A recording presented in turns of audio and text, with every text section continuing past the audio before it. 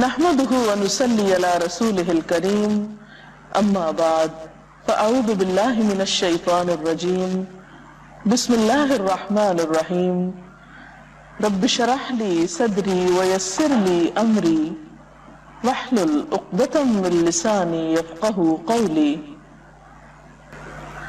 ناظرین، ہماری آج کی گفتگو کا موضوع ہے رمضان اور زکوٰۃ۔ اگرچہ زکوٰۃ کے لیے کوئی مہینہ مخصوص نہیں ہے، ہر صاحب مال اور صاحب حیثیت اور خصوصاً صاحب نصاب شخص کو زکوٰۃ اس وقت ادا کرنی چاہیے جب اس کے مال پر جو واجب الزکوٰۃ ہے 1 سال گزر چکا ہو۔ زکوٰۃ کا حکم نہ صرف یہ کہ امت مسلمہ کے لیے ہے، بلکہ اس سے پہلے کی امتوں کو بھی زکوٰۃ کا حکم دیا گیا۔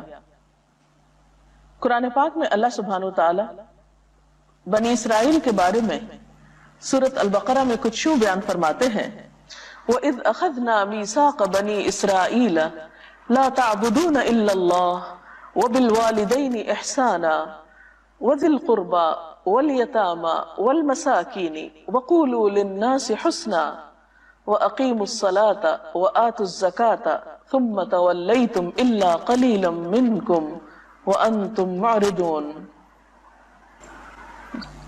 اس کا ترجمہ ہے، اور جب ہم نے بنی اسرائیل سے پختہ عہد لیا کہ تم اللہ کے سوا کسی کی عبادت نہ کرو، ماں باپ کے ساتھ احسان برتو اور رشتہ داروں کے ساتھ، یتیموں اور مسکینوں کے ساتھ نیک سلوک کرو، لوگوں سے بھلی بات کہو، نماز قائم کرو اور زکوٰۃ دو، مگر تھوڑے آدمیوں کے سوا تم سب اس عہد سے پھر گئے۔ تو اس آیت سے پتہ چلتا ہے کہ دیگر احکامات کے ساتھ ساتھ زکوٰۃ دینے کا حکم بنی اسرائیل کو بھی دیا گیا تھا۔ امت مسلمہ پر اس کی فرضیت کے بارے میں قرآن پاک میں آتا ہے وَأَقِيمُوا الصَّلَاةَ وَآتُوا الزَّكَاةَ وَأَطِيعُوا اللَّهَ وَأَطِيعُوا الرَّسُولَ۔ قرآن و سنت کے مطالعے سے یہ بات پتہ چلتی ہے کہ زکوٰۃ اسلام کی بنیادی ارکان میں سے ایک اہم رکن ہے۔ قرآن پاک میں 82 مقامات پر نماز کے ساتھ زکوٰۃ کا حکم پایا جاتا ہے۔ نبی صلی اللہ علیہ وسلم نے فرمایا بنی الاسلام علی 5، اسلام کی بنیاد 5 چیزوں پر ہے، شہادت اللہ الہ الا اللہ وان محمد رسول اللہ واقام الصلاۃ وایتاء الزکاۃ والحج وصوم رمضان۔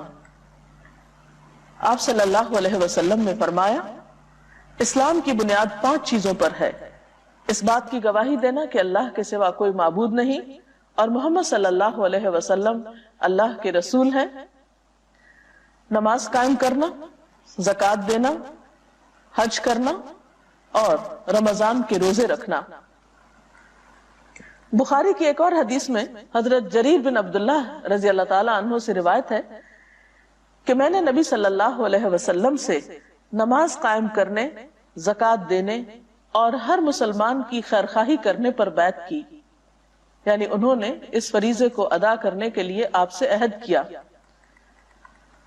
حقیقت یہ ہے کہ اسلام میں زکوٰۃ کا نظام معاشرتی بھلائی کے لیے ہے۔ رمضان کا مہینہ شہر المواسات ہے، انسانوں کے ساتھ ہمدردی اور خیرخواہی اور بھلائی کرنے کا مہینہ ہے۔ اس ہمدردی کے کئی طریقے ہو سکتے ہیں، لیکن ہمدردی کرنے کا بہترین طریقہ اپنے فرائض کی ادائیگی بھی ہے۔ اللہ تعالیٰ نے صاحب حیثیت مسلمانوں کے مال میں فقراء کا حق رکھ دیا ہے اور اس کے بہت سے فائدے بھی بتائے ہیں۔ سب سے بڑا فائدہ تو یہ ہے کہ اس کی بدولت انسان آخرت کے سب سے بڑے امتحان میں کامیاب ہوتا ہے۔ قرآن پاک میں اللہ تعالیٰ فرماتے ہیں ان الذین آمنوا وعملوا الصالحات واقاموا الصلاة وآتوا الزکاة لہم اجرہم عند ربہم ولا خوف علیہم ولا هم يحزنون۔ جو لوگ ایمان لائیں اور نیک عمل کریں، نماز قائم کریں اور زکوٰۃ ادا کریں، ان کے اجر ان کے رب کے پاس ہیں، ان کے لیے نہ کوئی خوف ہوگا اور نہ ہی وہ غمگین ہوں گے۔ اسی طرح بخاری کی ایک روایت میں آتا ہے کہ ایک اعرابی نبی صلی اللہ علیہ وسلم کی خدمت میں حاضر ہوا اور کہنے لگا، اے اللہ کے رسول صلی اللہ علیہ وسلم، مجھے ایسا عمل بتائیے جسے کرنے سے میں جنت میں داخل ہو جاؤں۔ تو اس پر آپ نے فرمایا، اللہ تعالیٰ کی عبادت کرو اور اس کے ساتھ کسی کو شریک نہ کرو، فرض نماز ادا کرو، فرض زکوٰۃ ادا کرو، رمضان کے روزے رکھو۔ اس نے کہا، اللہ کی قسم میں اس سے زیادہ کچھ نہ کروں گا۔ جب وہ شخص واپس ہوا تو آپ نے فرمایا، جسے جنتی آدمی دیکھنا پسند ہو وہ اس شخص کو دیکھ لے۔ تو اس سے کیا پتہ چلتا ہے کہ جنت میں جانے کے لیے سب سے اہم چیز اپنے فرائض کی ادائیگی ہے، کیونکہ اگر کوئی شخص اپنے بنیادی فریضے سے غافل ہے اور ادھر ادھر کی نیکیاں کر رہا ہے تو جب تک وہ اپنا فرض پورا نہیں کرتا باقی نیکیوں کی بھی قدر و قیمت نہیں ہوگی۔ زکوٰۃ کا لفظ جو ہے اس کا بنیادی طور پر معنی ہے پاک کرنا، نشو نما دینا۔ زکوٰۃ یہ دونوں کام کرتی ہے، ہمیں گناہوں سے بھی پاک کرتی ہے، مال کی حرص اور محبت سے پاک کرتی ہے، لالچ سے پاک کرتی ہے، اور اسی طرح ہمارے دل میں انسانوں کی ہمدردی کے جذبات کو پروان چڑھاتی ہے، خیر اور بھلائی کے احساسات نشو نما ہوتے ہیں زکوٰۃ کی ادائیگی سے۔ زکوٰۃ گناہوں کا کفارہ اور نفس کے تزکیے کا بہترین طریقہ ہے۔ قرآن پاک میں اللہ تعالیٰ حضور صلی اللہ علیہ وسلم سے خطاب فرماتے ہیں، خذ من اموالہم صدقۃ تطہرہم بہا وتزکیہم۔ اس کا ترجمہ ہے، اے نبی صلی اللہ علیہ وسلم، آپ ان کے اموال سے زکوٰۃ لے کر انہیں گناہوں سے پاک اور صاف کیجئے۔ تو گویا زکوٰۃ کی ادائیگی گناہوں کو پاک کرنے کا ذریعہ بھی ہے اور نفس کے تزکیہ کا بھی۔ زکوٰۃ دولت میں اضافے کا ذریعہ بھی ہے۔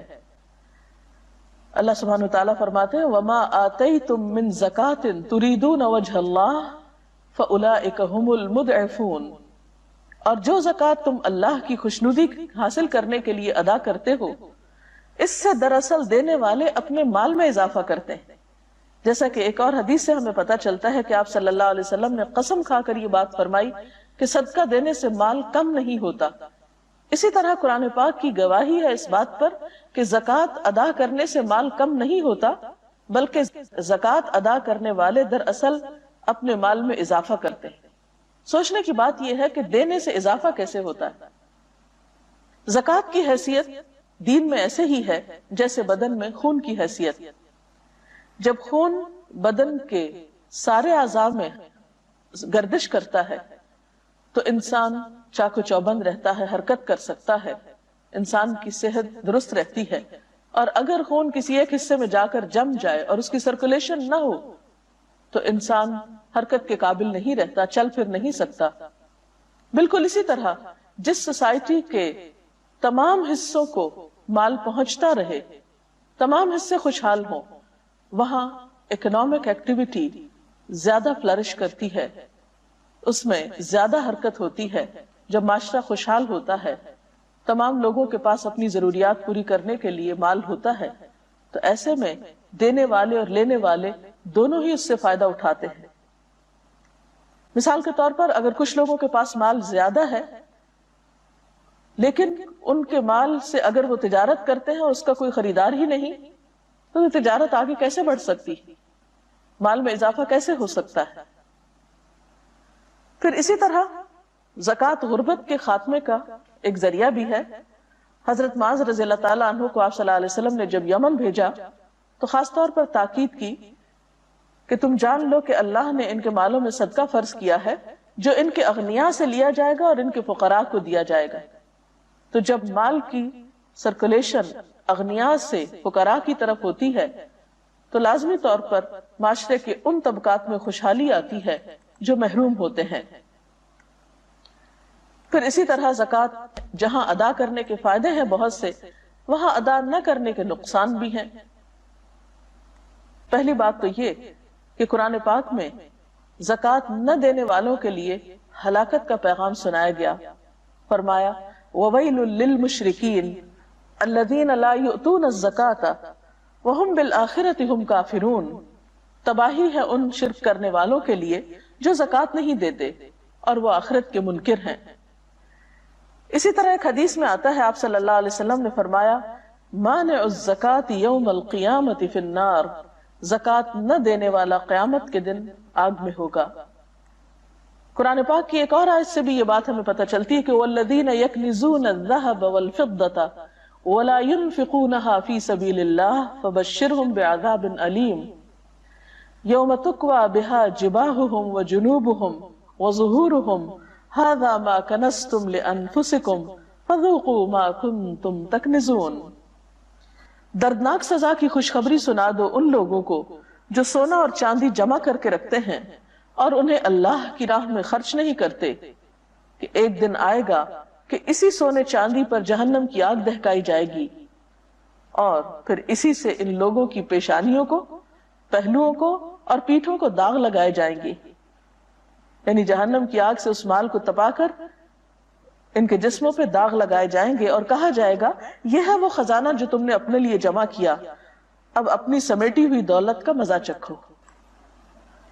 اسی طرح ایک اور آیت میں آتا ہے وَلَا يَحْسَبَنَّ الَّذِينَ يَبْخَلُونَ بِمَا آتَاهُمُ اللَّهُ مِنْ فَضْلِهِ هُوَ خَيْرًا لَهُمْ بَلْ هُوَ شَرٌّ لَهُمْ سَيُطَوَّقُونَ مَا بَخِلُوا بِهِ يَوْمَ الْقِيَامَةِ۔ جن لوگوں کو اللہ تعالیٰ نے اپنے فضل سے مال و دولت دی ہے اور وہ بخل سے کام لیتے ہیں، وہ اس خیال میں نہ رہیں کہ یہ بخل ان کے حق میں بہتر ہے، بلکہ یہ ان کے لیے بہت ہی برا ہے۔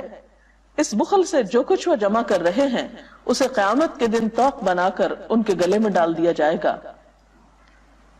ایک اور حدیث اس بات کی مزید وضاحت کرتی ہے۔